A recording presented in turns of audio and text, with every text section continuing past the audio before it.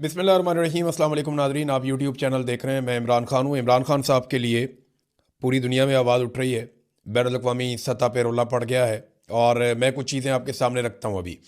Number एक तो ये है कि 40 से ज़ायद मुमताज़ आलमी माहिरीन तालीम जो हैं और उनके अलावा अवामी दानिश्वरों ने और ह्यूमन राइट्स एक्टिविस्ट, इन्होंने अमेरिका, यूरोपीय यूनियन और दौलत मुश्तरका और OIC के नाम एक ख़त लिखा है। यानी ये दुनिया भर के अंदर ख़त लिखा जा रहा है। अमेरिका के नाम भी लिखा है, यूरोपीय यूनियन के नाम भी लिखा है, दौलत मुश्तरका के नाम भी लिखा है और OIC के नाम भी ये ख़त लिखा गया है। अक़वाम मुत्तहिदा को भी इसमें जो है वो मुखातिब किया गया है। इमरान खान को तिब्बी सहूलियात फ़राहम की जाए, इमरान खान साहब के ख़ानदान और डॉक्टर्स तक रसाई दी जाए और सियासी बुनियाद पर जो उनकी कैद है उससे उनको रिहाई दी जाए। अब ये आलमी सतह के बहुत सारे लोग हैं, 40 से ज़ायद लोग हैं और ये बड़े बाअसर लोग हैं दुनिया में। ह्यूमन राइट्स के हवाले से इनकी खिदमत है और इनकी खिदमत का एतराफ़ भी किया जाता है। तो ये एक डेवलपमेंट है। अब ज़्यादा डिटेल में मैं इसकी नहीं जाता, बस आप ये समझें कि दुनिया में बड़ी तेज़ी से इमरान खान के लिए आवाज़ उठना शुरू हो गई है और ये कामयाबी है इमरान खान साहब के बेटों की, उनकी बहनों की, क्योंकि वो कंटिन्यूसली एंगेजमेंट कर रहे हैं और ओवरसीज़ पाकिस्तानियों का भी इसमें एक हिस्सा है। देखिए, ये जो ओवरसीज़ पाकिस्तानियों से नफ़रत करते हैं ना सब लोग, ख़ास तौर पे पाकिस्तान की मिलिट्री एस्टेब्लिशमेंट और पाकिस्तान का जो मौजूदा रजीम है, ये नफ़रत इसीलिए करते हैं कि ओवरसीज़ पाकिस्तानी हर जगह पे इमरान खान साहब की बात करते हैं और हर जगह पे जुल्म और ज़्यादती के ख़िलाफ़ बात करते हैं। देखिए, अब ये एक मीटिंग हो रही थी और ये जिनेवा के अंदर समिट हो रहा है for human rights and democracy के ऊपर, इंसानी हकूक़ और जमहूरियत के लिए जिनेवा के अंदर एक समिट हो रहा था। उस समिट में एक पाकिस्तानी ने आवाज़ उठा दी बड़े ज़ोरदार तरीके से और जो ओवरसीज़ पाकिस्तानी है उसने आवाज़ उठाई और उसके बाद जो है वो वहाँ पे इमरान खान साहब का तस्करा किया गया। Political imprisonment of Imran Khan mentioned in Geneva after an overseas Pakistani shouted that don't forget about Imran Khan, कि आप इमरान खान को नहीं भूल सकते या इमरान खान को मत भूलिए या उनका नाम लेना मत भूलिए।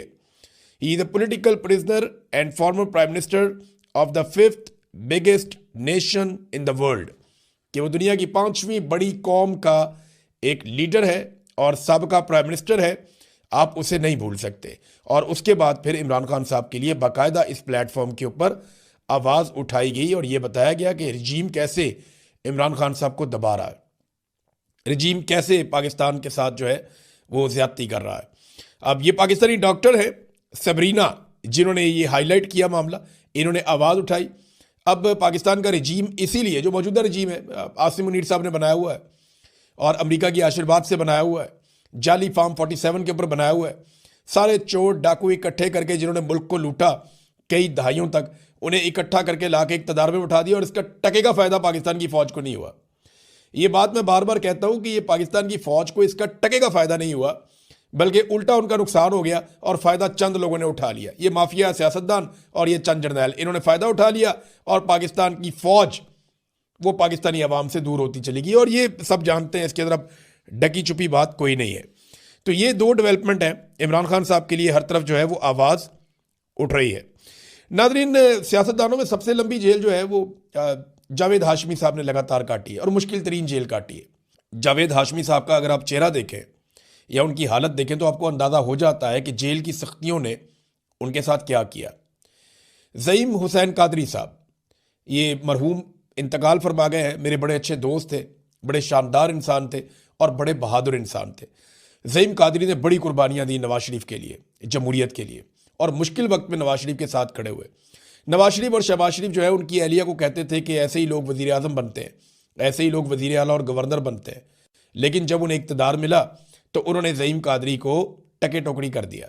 फिर ज़ईम कादरी साहब उन्हें छोड़ गए, उनका इंतकाल हो गया, अल्लाह ताला उन्हें गरीक रहमत करे। बड़े शानदार इंसान थे। ज़ईम कादरी के वालिद की पीठ में भी छुरा घोंपा वो मुझे बताया करते थे और उनकी पीठ में भी छुरा घोंपा नवाज शरीफ साहब ने। तो ये जिन लोगों ने बहुत मार खाई उनमें ये भी थे। तो जावेद हाशमी साहब जिन्होंने बहुत तकलीफ बर्दाश्त की, इनके जिस्मों पर आज भी आमरीत के निशान है। तो जावेद हाशमी के बकौल 10 साल उन्होंने कहा मैंने जेल काटी है। अगर मुझसे इस तरह का बर्ताव होता जैसा सलूक इमरान खान के साथ किया जा रहा है तो शायद मैं भी डील कर लेता। ये बहुत बुरा सलूक हो रहा है। जावेद हाशमी जैसा बंदा गवाही दे रहा है जिसने आसिफ अली जरदारी से कई 100 गुना मुश्किल जेल काटी है। जरदारी ने तो जेल काटी नहीं ना, वो तो कोठियों के अंदर, अस्पतालों के अंदर, वीआईपी कल्चर, बाकायदा स्वीट्स के अंदर वो रहे हैं जरदारी साहब, वो तो बहुत इंजॉय करते रहे और उनकी जेल तो जेल थी ही नहीं चंद दिनों के अलावा। तो जावेद हाशमी की जेल थी। अब जरदारी साहब को जेलसी हो रही है इमरान खान से कि यार ये इतना आगे निकल गया, इतना बहादुर हो गया और हम लोग बहुत पीछे रह गए, हम जेल नहीं काट सके, इमरान खान जेल काट गया। तो जरदारी साहब की वो जेलसी अब उनके चेहरे पे, उनके रवैये में, उनकी बातों में नजर आ रही है। लेकिन जावेद हाशमी जो रियल वर्कर है, जिसने जेन्युइनली मार खाई है, जिसकी सारा पाकिस्तान गवाही देता है, वो शख्स कहता है कि इमरान खान को मुझसे भी मुश्किल हालात में रखा गया। नाज़रीन, अली अमीन गंडापुर साहब जो हैं वो अब आहिस्ता आहिस्ता शेर अफजल मरवत बनते जा रहे हैं। एक के बाद एक स्टेटमेंट उनका आता है और उनका स्टेटमेंट ज़्यादातर इमरान खान साहब की फैमिली या पाकिस्तान तहरीक इंसाफ को नुकसान पहुंचाता है। यानी वो शेर अफजल मरवत ऐसे बन गए कि उन्होंने दावा कर दिया कि इमरान खान के बगैर इमरान खान से बड़े जलसे और मार्च किए हैं उन्होंने। इमरान खान के बगैर इमरान खान से बड़े जलसे और मार्च किए तो करें ना। अभी वो तो इमरान खान के नाम पे लोग निकलते थे, वो तो इमरान खान साहब कहते थे तो लोग निकलते थे, कॉल तो इमरान खान की जानिब से आती थी। अली अमीन गंडापुर को तो आखिरी एहतजाज में लोग घसीट घसीट के लेकर जा रहे थे। अली अमीन को जान छुड़ानी मुश्किल हो गई थी, वो गाड़ियों की ब्रेकें लगाता था, लोग पीछे से धक्के मारते थे कि आगे चलो चलो एहतजाज में। आखिरी मरतबा अली अमीन गंडापुर को बादल नखास्ता एहतजाज में जाना पड़ा और ये फंसे हुए थे। और ये बहुत सारी ऐसी वीडियोज हैं जहां पे गंडापुर साहब को लोग पुश कर रहे थे कि चलो चलो एहतजाज में आगे बढ़ो, रुकते क्यों हो, कोई आराम नहीं करना, आगे बढ़ना है। तो ये गंडापुर के साथ हो रहा था। गंडापुर साहब टाइम ज़ाया कर रहे थे ताकि लोगों की तादाद कम हो जाए, मोहसिन नकवी के लिए आसानी हो जाए।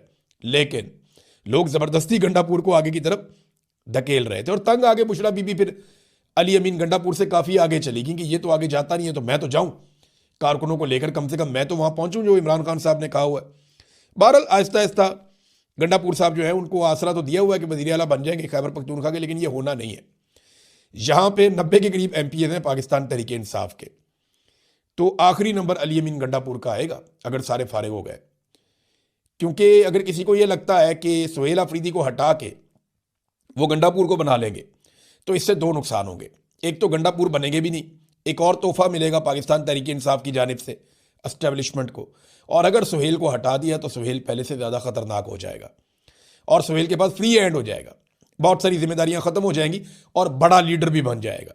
और फिर वो तहरीक खुलकर चलाएगा जो चलाना चाहते हैं सुहेल अफरीदी, जो वो कह रहे हैं कि इमरान खान रिहाई फोर्स में बना रहा हूँ, तो वो उसके ऊपर ज़्यादा मेहनत कर पाएंगे। नाज़रीन, डील की बातें हो रही हैं, कभी राणा सनाउल्लाह कहते हैं, कभी अली अमीन गंडापुर कहते हैं, कभी शेर अफजल मरवत कहते हैं, कभी जावेद लतीफ़ कहते हैं, कभी कोई और लोग कहते हैं, इमरान खान की बहनें भी कहती हैं, इमरान खान भी कहता है कि मैं तो डील नहीं ले रहा अपने लिए, पाकिस्तान के लिए मेरे साथ बात करो, रास्ता निकालो, इलेक्शन करवाओ, मैं तैयार हूँ, मैं किसी से बदला नहीं लूँगा, लेकिन इंसाफ तो करना पड़ेगा।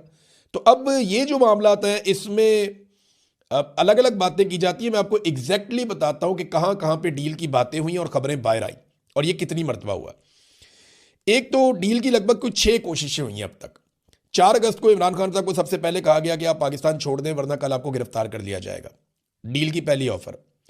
दूसरी 9 और 10 फरवरी को जब इमरान खान साहब को इलेक्शन ज़बरदस्ती डकैती मार के छीन लिया गया तो तब उन्हें ऑफर किया गया कि हम आपको एक ख़ास तरह की हुकूमत बना देते हैं, आप कंप्रोमाइज़ कर लें। इमरान खान साहब ने फिर इनकार कर दिया। अक्टूबर 2024 में दोबारा से डील करने की कोशिश की गई जब एहतजाजी तहरीक अपने उरूज की तरफ जा रही थी। फिर नवंबर 2024 में दोबारा कत्लेआम से पहले डील की कोशिश की गई और वही बातें अली अमीन गंडापुर और बाकी लोग बताते हैं, लेकिन इमरान खान साहब नहीं माने।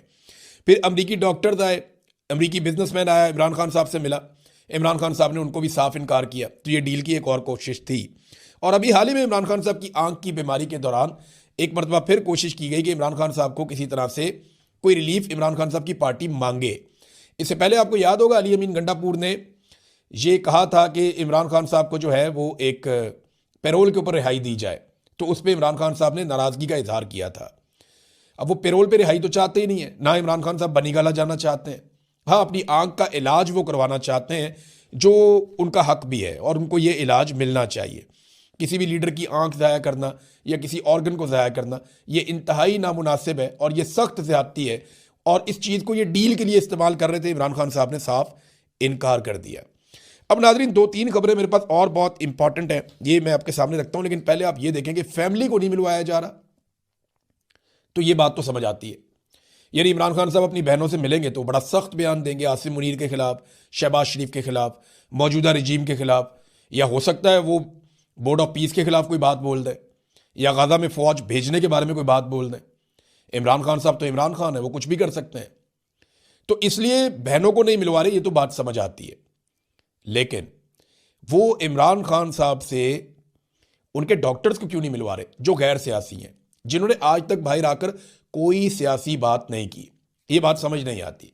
इसका एक ही वजह समझ आ रहा है, अगर आप लॉजिकली देखें या कॉमन सेंस का इस्तेमाल करें तो एक ही बात समझ आती है कि ऐसा कुछ है मेडिकली इमरान खान साहब के मामले में जिसे मौजूदा मिलिट्री एस्टेब्लिशमेंट छुपाना चाहती है। मैं मिलिट्री एस्टेब्लिशमेंट कहता हूं तो आप ऑटोमेटिकली समझा करेंगे ये आसिम मुनीर और चंद लोग हैं।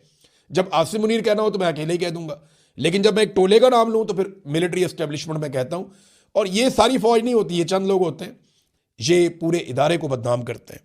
बहरहाल अब इसके अंदर जो है वो ना मिलवाना, कोई ना कोई तो ऐसा मेडिकल रीजन है, जो चीज छुपाई जा रही है कि डॉक्टर्स को भी नहीं मिलवाया जा रहा, जिन्होंने कोई खबर बाहर आके नहीं देनी, जिन्होंने कोई बाहर आकर हरकत नहीं करनी। अब आ जाए नाजरीन पंजाब गवर्नमेंट का एक कारनामा। ये जरा कारनामा आप देखें, कैसा कमाल इन्होंने काम डाला है।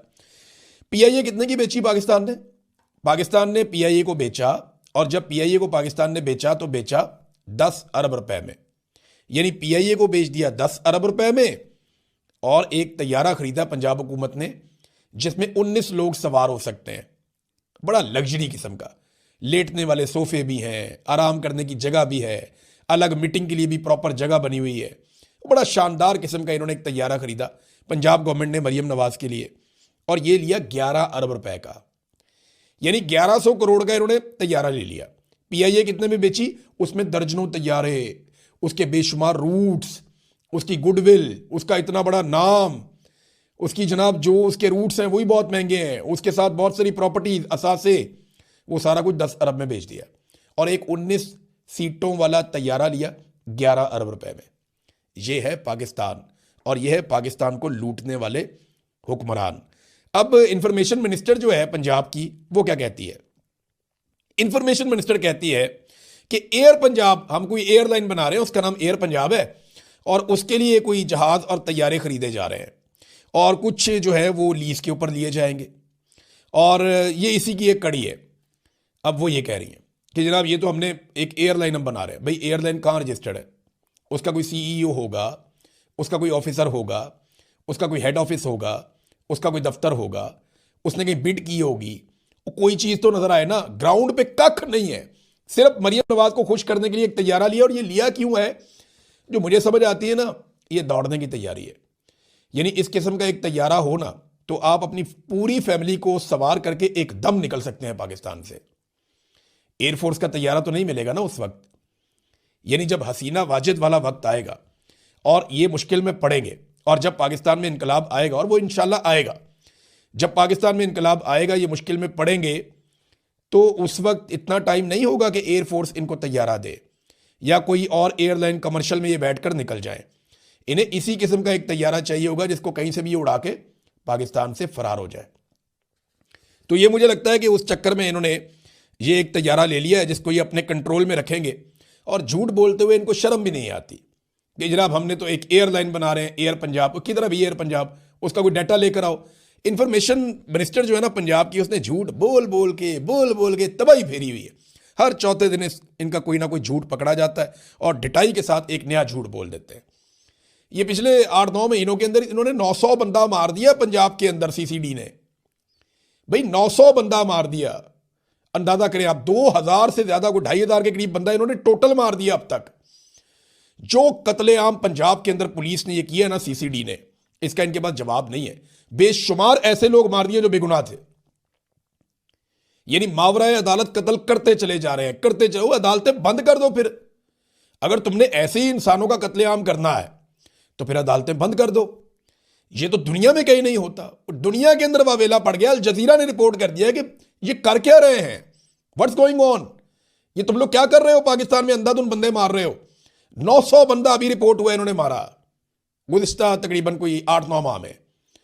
तो ये जब से मरियम नवाज की हुकूमत आई है 2 साल में, इन्होंने कुछ 2200-2300 बंदा मार दिया है। और जो बंदा इन्होंने मारा है वो उसमें सारे गुनाहगार तो नहीं हो सकते। इतना बंदा कैसे, इतने क्रिमिनल है पंजाब में, या इतनी बुरी सूरत हाल है, या वो सारे क्या इस काबिल थे कि उन्हें सजाए मौत दे दी जाती। यानी ये अजीबोगरीब किस्म के पुलिस मुकाबले हो रहे हैं और इसमें ये लोग फंसेंगे। पहले वाला आईजी भी फंसेगा, ये वाला भी फंसेगा, और ये सीसीडी वाले सारे फंसेंगे। जब भी पाकिस्तान के अंदर इनकलाब आएगा, हालात ठीक होंगे, ये सारे फंसेंगे और कोई मिलिट्री एस्टेब्लिशमेंट का बंदा इनका भार उस वक्त नहीं उठाएगा। ये बात याद रखिएगा। ये सारे मुद्दई यहीं पे मौजूद हैं, जिनके आपने बंदे मारे हैं ना, उनकी फैमिलियां यहीं पे हैं, और वो कल आपसे पूछेंगे कि आपने अदालत में पेश क्यों नहीं किया और मावराए अदालत क्यों कत्ल कर दिया। बोर्ड ऑफ पीस के मामले में नाज़रीन, आज का दिन जो है वो बहुत इंपॉर्टेंट है। आज जो है वो शहबाज शरीफ साहब 19 तारीख है, और अमेरिका में जब दिन शुरू होगा तो फिर आपको डेवलपमेंट पता चल जाएगी। और आज का दिन इसलिए अहम है कि बड़े लंबे अरसे से ये अनाउंस किया गया है कि आज के दिन में बड़े अहम इसके फैसले होंगे। बोर्ड ऑफ पीस में डोनाल्ड ट्रंप के फैसलों की तौसीक की जाएगी, और ये बाकायदा इसहाक डार ने इसके ऊपर बयान जारी किया कि वज़ीर आज़म गजा अमन बोर्ड इजलास में शिरकत करके सदर ट्रंप के अमन मंसूबे की हमायत करेंगे। पहले से ही कह दिया कि हम हमायत करेंगे। अमन मंसूबा है क्या, जरा गौर कीजिएगा। नंबर 1, हमास का मुकम्मल खात्मा, उसको मुकम्मल तौर पे गैर मुसल्लह करना। नंबर 2, इसराइली सरहदों की हिफाजत, इसराइलियों को मुकम्मल तौर पे महफूज करना कि उनके ऊपर कोई अटैक ना हो। और इसमें एक बात आप और जहन में रख ले कि इस पूरे प्लान में कहीं पे भी फ़लस्तीनी रियासत का क़याम नहीं है, तो इसकी हमायत करने शहबाज शरीफ साहब जा रहे हैं। पाकिस्तानी गवर्नमेंट के ज़राए से रॉयटर्स ने जो खबर छापी है, वो खबर मैं आपके सामने रखता हूँ, ये बहुत इंपॉर्टेंट है। ये है जी खबर। रॉयटर्स ये कहता है कि गजा में अमन मिशन के लिए फौज भेजने के लिए पाकिस्तान तैयार है, हमास को गैर मुसल्लह करने जैसी किसी कार्रवाई का हिस्सा नहीं बनेंगे। ये कैसे हो सकता है भाई फौज ने वहां पे जाके कोई बिल्डिंगें तो तामीर नहीं करनी, फौज ने वहां पे जाके कोई मस्जिदों में नमाजें तो नहीं पढ़ानी। फौज का काम तो लड़ाई होता है, और गैर मुसल्लह करना एक मिशन है जिसके लिए ये फौज आ रही है। डोनाल्ड ट्रंप 100 मरतबा बता चुका है कि ये फौज आ ही हमास को गैर मुसल्लह करने के लिए और इसराइली सरहदों का तहफ़्फ़ुज़ करने के लिए आ रही है, इसराइलियों की हिफाजत करने के लिए आ रही है। अब ये कह रहे हैं जनाब हम ये काम नहीं करेंगे वहां जाके, लेकिन हमारी फौज जाएगी। लोगों को आप बेवकूफ़ समझते हैं, लोग बेवकूफ़ नहीं है। ये थोड़े अरसे में अल जज़ीरा खबरें छाप देगा, ये थोड़े अरसे में बैनुल अक़वामी मीडिया खबरें छाप देगा। वो ममालिक जिन्होंने इनकार किया है, वो ममालिक सारी खबरें छाप देंगे। अब दावे ये कर रहे हैं जनाब हम डोनाल्ड ट्रंप से कोई जमानत चाहते हैं किसी बात की। भाई आइडिया ही आप लोगों का है ये। आपने खुद अमेरिका को अर्जी डाली है कि हम अपनी फौज भेजना चाहते हैं गजा में। अब जो काम करना है उसको बोले, कौम को बताएं जनाब हम जा रहे हैं हमास को गैर मुसल्लह करने के लिए, हम जा रहे हैं फ़लस्तीनियों से हथियार छीनने के लिए, हम जा रहे हैं जनाब के फ़लस्तीनियों से इसराइलियों को हम महफूज कर दें। ये काम जो आप करने जा रहे हैं, साफ बोलें कि हम ये करने जा रहे हैं, बिला वजह इधर की उधर की मार दें। डोनाल्ड ट्रंप ने बिल्कुल